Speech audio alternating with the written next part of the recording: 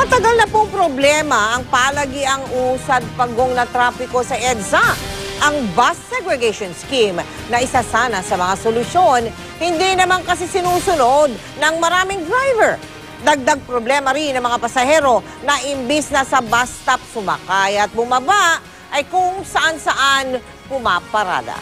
Mula sa Quezon City, nakatutok si Julius Segovia. Julius! Nako Mel, halos lahat siguro tayo nakaranas na ng mabigat na daloy ng trapiko sa Metro Manila, partikular nga dito sa kabaan ng EDSA. Paano nga ba tayo makakatulong para kahit papaano maibsan ang heavy traffic na ito? Yan ang aming inalam. Tuwing rush hour sa umaga sa EDSA, mula kanto ng Timog Avenue sa Quezon City, usad pagong na ang southbound. Buhol-buhol ang mga pribadong sasakyan at public utility vehicles. Isa sa sinisisi sa pagsikip ng daloy ng trapiko, ang mga bus na kung saan-saan nagbababa at nagsasakay ng pasahero.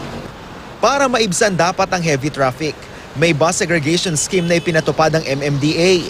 Ang mga bus, kanya-kanyang designated bus stop base sa letter sticker na itinakda, pero tila hindi ito sinusunod. Ang mga bus na naaktuhan namin, kung saan-saan pa rin humihinto. Marami ring pasahero ang kung saan-saan din bumababa at pumapara. Ang mga itinakdang bus stop, walang tao. Sabi ni Bonifacio Bakiran sa 4 na taon niyang pagiging traffic constable, karaniwan na ang ganitong kalakaran. Kaya rin yan, hindi naman nababaan dyan, pero nagbaba. O dapat makahabulin niyo pa yun o paano ang sistema? Sa amin sir, kapag ganitong usually na yung medyo mabigat na yung daloy ng trapiko, sinasabihan na lang namin kung titikitan pa namin yan, magkokos pa ng traffic pa yan. Di naman ito ikinaila ng hepe ng Traffic Discipline Office ng MMDA. Kung nag-apprehend ka, alam mo maging consequence nun, magkakaroon ng multiplier effect doon sa delay. Sa datos ng MMDA, mahigit 14,000 buses ang bumabiyahe sa EDSA kada araw. Kaya kulang daw ang hanggang 5 enforcers lang nilang nakapwesto sa bawat bus stop. Dagdag pa raw ang mga pasaherong pasaway. Wala tayong batas na nagpipigil ng pasahero na sumakay kung saan. So the violation is with the driver. Nasa Guadalupe bus stop tayo ngayon kung saan yung mga bus lamang na may sticker na letter A at letter C ang pwedeng huminto sa area na ito para magbaba at magsakay ng pasahero. Ngayon susubukan nating sumakay ng isang bus para tingnan kung talaga bang sumusunod sa batas trapiko ang mga bus driver. Pasado alas 12 ng tanghali nang makasakay kami pabalik ng Quezon City. Nung una, sumusunod naman sa traffic rules ang sinakyan naming bus. Pero ilang sandali pa, kung saan-saan na rin ito nagbaba at nagsakay ng pasahero. Sa hirap po kasi sir ng pasada. Minsan nakapagagawa tayo ng sa mga bawal. Kasi sa kagustuhan namin kumita kasi una-una yung diesel mataas. Pangalawa sa dami ng bus, talagang mahirap na kumita. Pag wala namang bantay, okay lang po. Pag mayroon, hindi kami pwede magbaba.